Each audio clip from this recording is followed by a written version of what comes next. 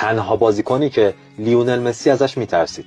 مسی دربارش گفته بود روز اولی که وارد رختکن بارسلونا شد اینقدر اباحت داشت جرئت نمی‌کردم تو چشاش نگاه کنم، چون با چشمای خودم دیده بودم اون سالهای قبل چه بلایی سر تیم‌های انگلیسی آورده بود. تیری هانری، بازیکنی که در عین بازی چشمگیرش اینقدر فوتبال رو راحت بازی میکرد که گاهی بازیکن‌های تیم حریف فکر میکردن اون داره تحقیرشون میکنه.